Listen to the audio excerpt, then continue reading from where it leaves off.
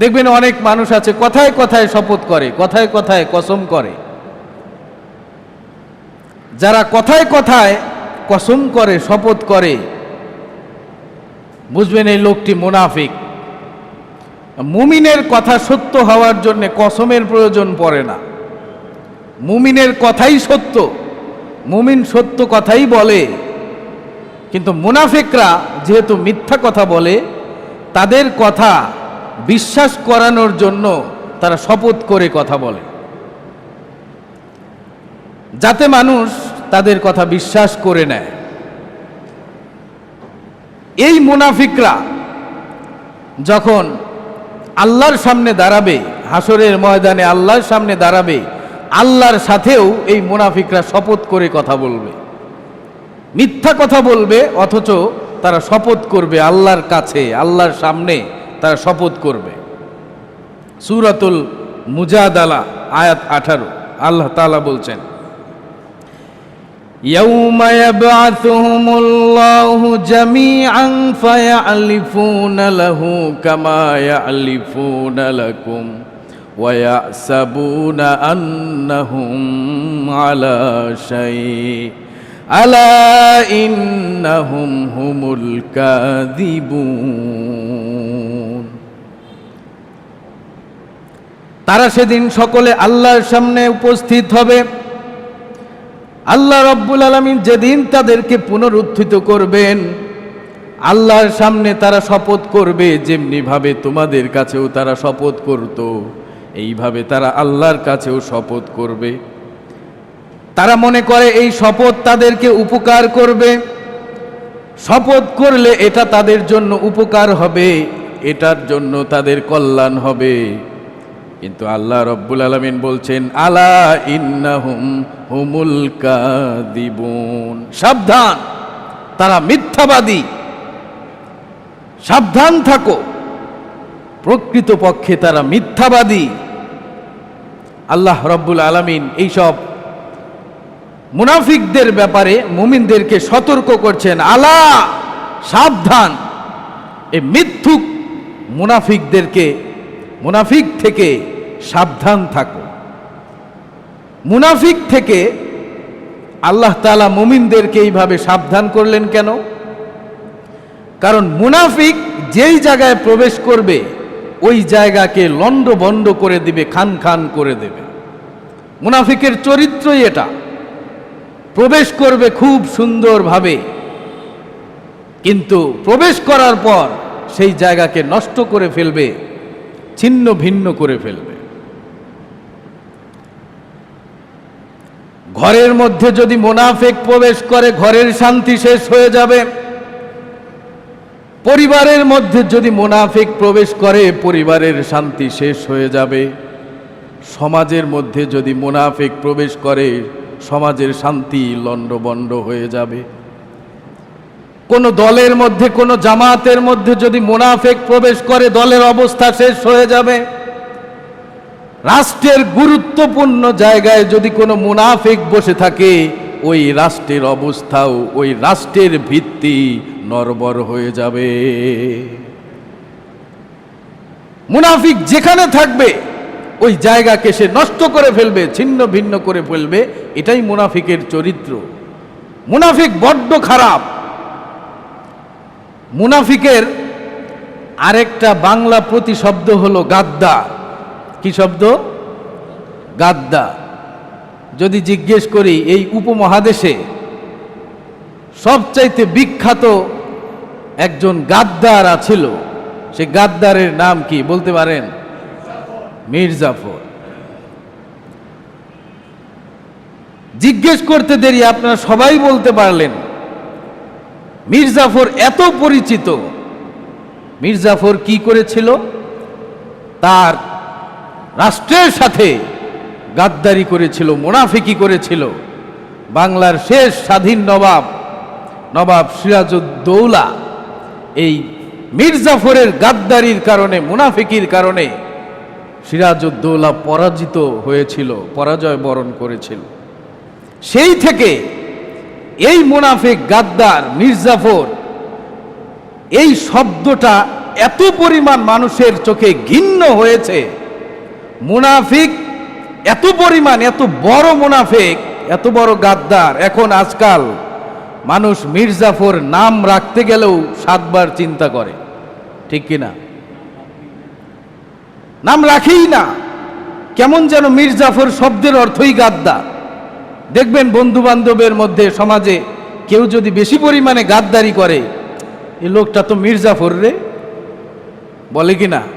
কেমন যেন মির্জাফর শব্দের অর্থই গাদ্দার। আসলে মির্জাফর মানে গাদ্দার না, মির্জাফর শব্দের অর্থ সুন্দর, কিন্তু তার এত পরিমাণ গাদ্দারি, এত পরিমাণ মুনাফিকি করার কারণে আজকে এই মির্জাফর শব্দটাই কেমন যেন গাদ্দার শব্দে পরিণত হয়েছে। কথিত আছে কলকাতার কোনো এক অঞ্চলে এই মির্জাফরের পরবর্তী প্রজন্ম বংশধর এখনো বাস করে।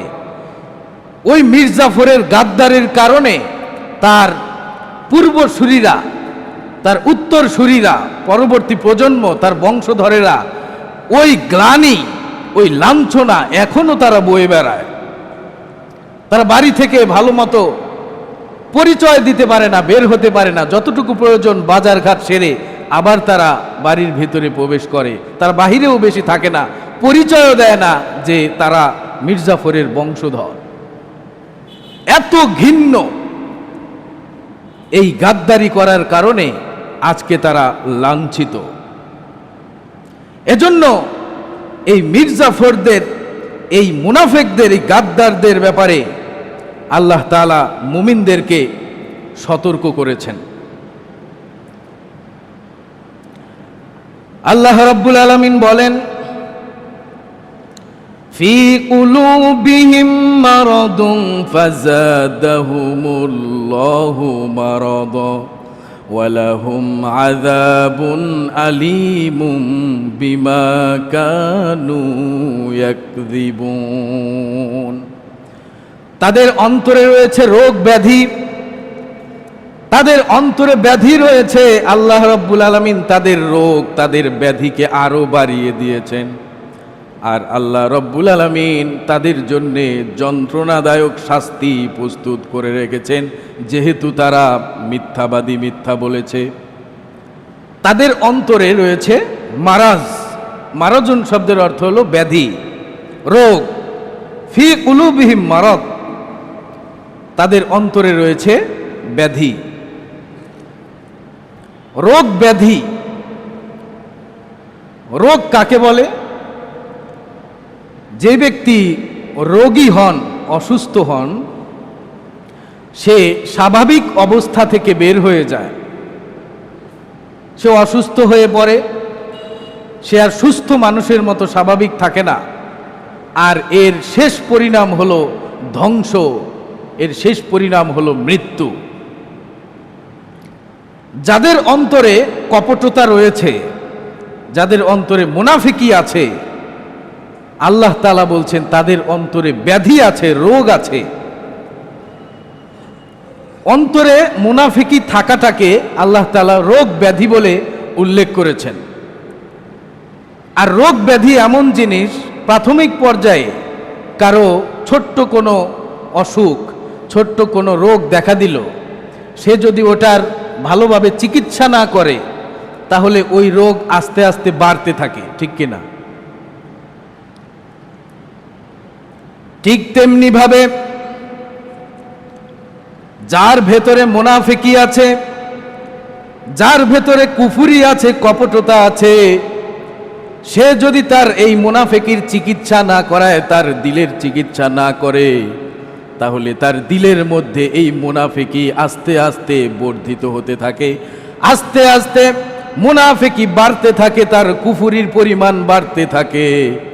দুনিয়ার অসুখ যেমন বাড়তে বাড়তে বড় ক্যান্সার হয়ে যায়, ক্যান্সার হয়ে গেলে তার কোনো বাঁচার পথ থাকে না, তাকে মৃত্যুবরণ করতে হয়, মৃত্যুকে বরণ করে নিতে হয়। ঠিক তেমনি ভাবে কুফরি বাড়তে বাড়তে, মুনাফিকি বাড়তে বাড়তে এমন পর্যায়ে চলে যায়, সে আর মুনাফিকি থেকে বের হতে পারে না, কুফরি থেকে বের হতে পারে না। তার শেষ পরিণাম আল্লাহ রাব্বুল আলামিন জাহান্নাম প্রস্তুত করে রেখেছে। নাউজুবিল্লাহ। চিকিৎসা না করালে যেমন রোগ বাড়তে বাড়তে সেটা ক্যান্সার হতে পারে, বড় রোগ ধারণ করতে পারে, ঠিক তেমনি মুনাফিকির চিকিৎসা যদি কেউ না করে, এই রোগ না সারায়, এই মুনাফিকি আস্তে আস্তে তাকে জাহান্নাম পর্যন্ত নিয়ে যাবে। আর ফাজাদাহুমুল্লাহু মারাদ, আল্লাহ তাআলা তাদের রোগকে আরো বাড়িয়ে দিয়েছেন, তাদের এই ব্যাধিকে আরো বাড়িয়ে দিয়েছেন। এর অর্থ কি? এর অর্থ হলো মানুষ যেইভাবে চলতে চায়, মানুষ যেইভাবে চলতে স্বাচ্ছন্দ্য বোধ করে, আল্লাহ তাআলা তাকে ওই পথে চলার জন্য রাস্তা সহজ করে দেন। কেউ যদি ঈমানের পথে চলতে চায়,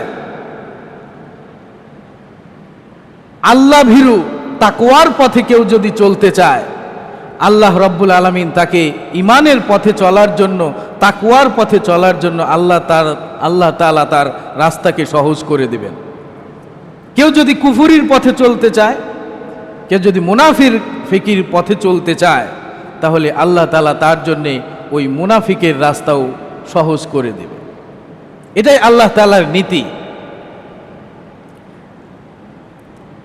যেমন আল্লাহ তাআলা সূরা আনআমের 110 নম্বর আয়াতে বলছেন, وَنُقَلِّبُ أَفْئِدَتَهُمْ وَأَبْصَارَهُمْ كَمَا لَمْ يُؤْمِنُوا بِهِ أَوَّلَ مَرَّةٍ وَنَذَرُهُمْ فِي طُغْيَانِهِمْ يَعْمَهُونَ। আল্লাহ রাব্বুল আলামিন যেহেতু তারা প্রথমবার ঈমান গ্রহণ করেনি, কোরআন আসার পর যেহেতু তারা ঈমান গ্রহণ করে নাই, কোরআনকে বিশ্বাস করে নাই, এজন্য আল্লাহ তাআলা বলছেন, আমি তাদের অন্তরকে এবং তাদের চোখকে সত্য পথ থেকে ঘুরিয়ে দিয়েছি, বিমুখ করে দিয়েছি। যেহেতু তারা প্রথমবার ঈমান আনে নাই, প্রথমবার মানে যখন কোরআন এসেছে, সত্যের বাণী তারা শুনেছে, তখন যেহেতু তারা ঈমান গ্রহণ করে নাই, কুফরিকেই বেছে নিয়েছে, মুনাফিকিটাকেই তারা বেছে নিয়েছে, এজন্য তাদের অন্তরকে আমি সত্য থেকে, সঠিক পথ থেকে ঘুরিয়ে দিয়েছি, মিথ্যার দিকে ঘুরিয়ে দিয়েছি, সৎ পথ থেকে তাদেরকে ফিরিয়ে দিয়েছি। ফলে কি হয়েছে? ওয়ানাযারুহুম ফি তুগয়ানিহিম ইয়ামাহুন, তাদেরকে তুমি দেখতে পাবে তারা উদ্ভ্রান্ত হয়ে ঘোরাফেরা করছে। তাদেরকে তুমি দেখতে পাবে পাগলের মতো, উন্মাদের মতো উদ্ভ্রান্ত হয়ে তারা ঘোরাফেরা করছে। কানা উলায় ধরে অনেকের, শুনেছেন না? কানা উলায় ধরে, সে রাস্তা চিনে না, কোথায় যাবে জানে, ঘুরতে ঘুরতে ঘুরতে ঘুরতে আবার একই জায়গায় এসে হাজির। এমন ধরে নাকি অনেকের, শুনেছে। এরকম এই মুনাফিকদের অবস্থাও এরকম। তাদের কাছে ওই কানাউলায় ধরা ব্যক্তি যদিও তার বাড়ি খুব কাছে, খুব সহজেই তার বাড়ি যাওয়ার রাস্তা, কিন্তু এমন উদ্ভ্রান্ত হয়ে গেছে, উন্মত্ত হয়ে গেছে, সে তার বাড়ির পথ খুঁজে পাচ্ছে না। সে শুধু ঘোরাফেরা করছে, এদিক সেদিক ঘুরছে। সে সঠিক রাস্তা, কোন পথে গেলে সে তার বাড়িতে যেতে পারবে, সেই রাস্তা খুঁজে পাচ্ছে না। মুনাফিকের অবস্থাও তাই। সৎ পথ, সঠিক পথ তার কাছেই আছে, সঠিক পথ তার নিকটেই আছে, কিন্তু সঠিক পথ সে খুঁজে পাচ্ছে না, দেখতে পাচ্ছে না। সে মাতালের মতো উদ্ভ্রান্ত হয়ে সে ঘোরাফেরা করছে। আমার বন্ধুগণ, এই মুনাফিকদের জন্য আল্লাহ রাব্বুল আলামিন কি শাস্তি রেখেছেন? ওয়ালাহুম আযাবুন আলীম, তাদের জন্য যন্ত্রণাদায়ক শাস্তি প্রস্তুত রয়েছে। নাউজুবিল্লাহ। কোন আযাবুন আলীম, আলীম শব্দের অর্থ হলো যন্ত্রণাদায়ক, কষ্টদায়ক শাস্তি। ইতিপূর্বে এই যে 6 এবং 7 নম্বর আয়াতে আল্লাহ তাআলা যখন কাফেরদের আলোচনা করলেন তখন বলেছেন ওয়ালাহুম আযাবুন আযীম। আজিম শব্দের অর্থ হলো মহান, বড়, মহত্ব, এরকম বোঝায়। কাফেরদের জন্য রয়েছে মহাশাস্তি, আর মুনাফিকদের জন্য রয়েছে আলিম, যন্ত্রণাদায়ক শাস্তি। এর মানে কি? এর মানে হলো যারা কাফের তারা তো স্পষ্ট কাফের, তারা মুমিনদেরকে ধোঁকা দেয় না, তারা স্বীকারই করে কাফের, তারা মুমিনদেরকে ধোঁকা দেয় না, মুমিনদের সাথে প্রতারণা করে না। যে 10টা খুনের আসামি, তাকে ধরে নেওয়া যাবার পর জিজ্ঞেস করা হলো তুমি অমুক অমুক খুন করেছো কিনা, সে সরাসরি স্বীকার করলো হ্যাঁ আমি ওই অপরাধী আমিই খুন করেছি। এরপরে তার নামে রায় হয়ে গেল, সে এত বছর জেলে থাকতে হবে অথবা যাবজ্জীবন থাকতে হবে, একটা দিল, সহজে তার রায় হয়ে গেল, সে শাস্তি ভোগ করতে থাকবে। কিন্তু যে খুনও করেছে আবার স্বীকারও করে না, খুন করেছে, অপরাধ করেছে কিন্তু স্বীকার করে না, তাকে কি করে? কঠিন কঠিন ভয়ানক শাস্তি তাকে দেয়। স্বীকার করার জন্যে, তার ভেতর থেকে সত্য কথা বের করার জন্যে জেলার তাকে অনেক কঠিন কঠিন শাস্তি দেয়। পিলাস দিয়ে নখের আঙ্গুল উপড়ে ফেলে, আঙ্গুলের নখ ছিঁড়ে ফেলে, কখনো কখনো জীবিত অবস্থায়, জাগ্রত অবস্থায় তাজা একটা জীবিত মানুষের আঙ্গুল কেটে ফেলে দেয়া হয় যাতে সে তার ভেতরের সত্য কথাগুলো বলে কিনা। এরকম কঠিন শাস্তি তাকে দেয়া হয় কেন? সে যে অপরাধ করেছে এটা স্বীকার করছে না, তাকে স্বীকার করানোর জন্যে এইভাবে তাকে শাস্তি দেয়া হয়। ঠিক তেমনি ভাবে যারা সরাসরি কাফের তাদের জন্য আল্লাহ রব্বুল আলামিন আযাবুন আযীম, মহাশাস্তি প্রস্তুত রেখেছেন। জাহান্নামের একটা পর্যায়ে শাস্তি কাফেরদের জন্য প্রস্তুত রেখেছেন। আর মুনাফিক যারা, তারা একে তো কাফের, আবার মুমিনদেরকে ধোঁকা দিয়েছে, মুমিনদের সাথে প্রতারণা করেছে। এজন্য আল্লাহ রব্বুল আলামিন তাদের জন্য যন্ত্রণাদায়ক ভয়ঙ্কর শাস্তি প্রস্তুত রেখেছে। ভয়ঙ্কর শাস্তি, কঠিন শাস্তি তাদের জন্য প্রস্তুত রেখেছেন। কত ভয়ঙ্কর শাস্তি! আমরা অনেকেই জাহান্নামের এই কঠিন শাস্তিকে অনুধাবন করতে পারি না, বা দুনিয়ার হাইসিয়তে, দুনিয়ার সাথে জাহান্নামটাকে গুলিয়ে ফেলি, যে কারণে জাহান্নাম কত ভয়ঙ্কর, কতটা বিভৎস এটা আমরা অনুধাবন করতে পারি না। যে কারণে জাহান্নামকে নিয়ে ইদানিং মানুষ হাসি তামাশা করে, রং তামাশা করে, ঠাট্টা করে। কিভাবে করে? একজন অনেক মেসির ভক্ত, মেসির জন্য পাগল, সে বলছে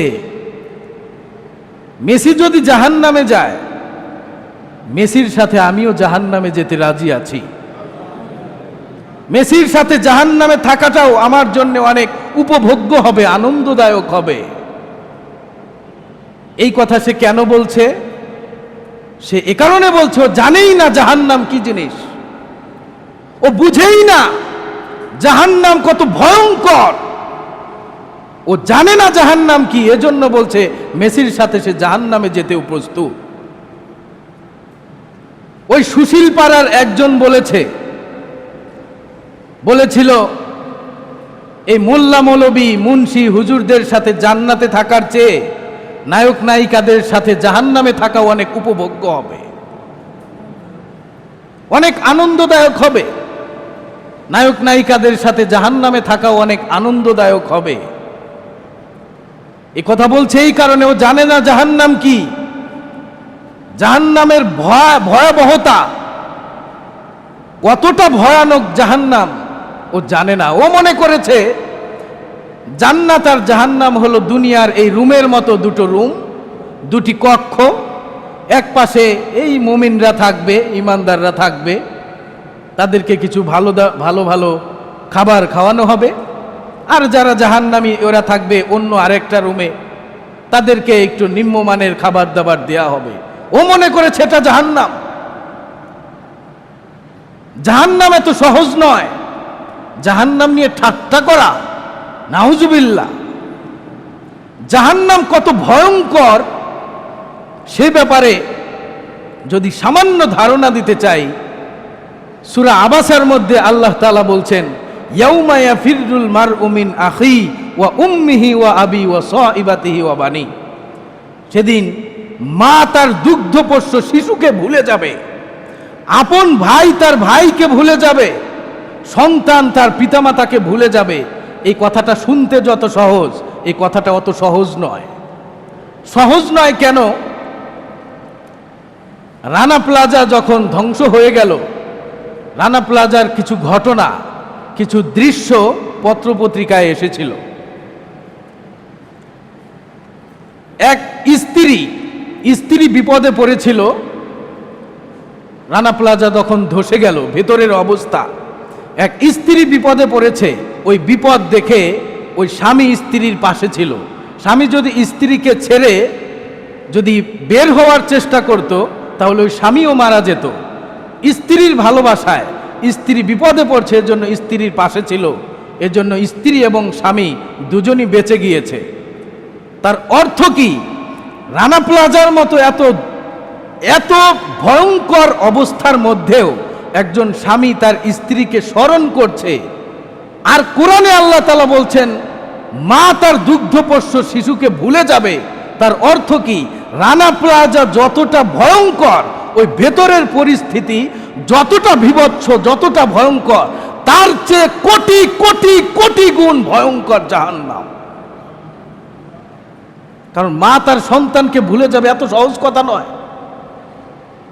মা তার সন্তান, কোলের শিশু, তার দুধের শিশুকে ভুলে যাবে এত সহজ কথা নয়। ওই কঠিন জাহান্নাম, ভয়ঙ্কর জাহান্নাম, যেটা আল্লাহ রাব্বুল আলামিন প্রস্তুত রেখেছে এই মুনাফিকদের জন্য। আর এই জাহান্নামকে নিয়ে তামাশা, জাহান্নামকে নিয়ে ঠাট্টা করা, কারণ ও বোঝে না জাহান্নাম কি জিনিস, জাহান্নাম কতটা ভয়ঙ্কর সে বুঝতে পারে নাই। এর জন্য জাহান্নামকে নিয়ে সে ঠাট্টা করে, তামাশা করে। আল্লাহ রাব্বুল আলামিন আমাদেরকে সঠিক বুঝ দান করেন। তাদের জন্য রয়েছে যন্ত্রণাদায়ক শাস্তি। যারা মুখে এক কথা বলে, মুখে বলছে আমি ইমানদার, মুখে বলছে আমি ইসলাম ভালোবাসি, মুখে বলছে আমি মুমিন, অথচ সে মেসির ভক্ত, সে নেইমারের ভক্ত। তার মুখের কথার সাথে তার কাজের মিল হলো? মেসি নেইমার ওরা কারা? আমরা যেই নবীকে পছন্দ করি, যেই নবীকে কলিজার চাইতেও বেশি ভালোবাসি, যেই রসুল আমাদেরকে পথ প্রদর্শন করেছেন, যেই রসুল আমাদেরকে আল্লাহ শিখিয়েছেন, ইসলাম শিখিয়েছেন, ওই রসুলকে ওই নেইমার মেসিরা পছন্দ করে না। ওই নেইমার মেসিরা আমার নবীকে গালি দেয়। ওই আর্জেন্টিনার ব্রাজিল আমার নবীকে নবী হিসেবে বিশ্বাস করে না, আমার নবী রাসূলকে ওরা গালি দেয়। আপনাকে কাছে পেলে এই আর্জেন্টিনার ব্রাজিলের নেইমার মেসিরা আপনাকেও মুমিন হিসেবে অপদার্থ বলবে, মুমিন হিসেবে গালি দিবে, আপনাকে অপদস্থ করবে, আপনাকে কষ্ট দিতে, আপনাকে ধ্বংস করতে ওরা এক চুলো পিছু হবে না। আপনি তাদেরকে ভালোবাসেন, এটা তো মুমিন হিসেবে, মুসলিম হিসেবে লজ্জা থাকার কথা মুসলমানের। যারা মুখে এক কথা বলে, কেউ অন্তরে প্রকাশ করে আরেকটা, আল্লাহ তাআলা তাদের জন্যে যন্ত্রণাদায়ক শাস্তি প্রস্তুত করে রেখেছেন।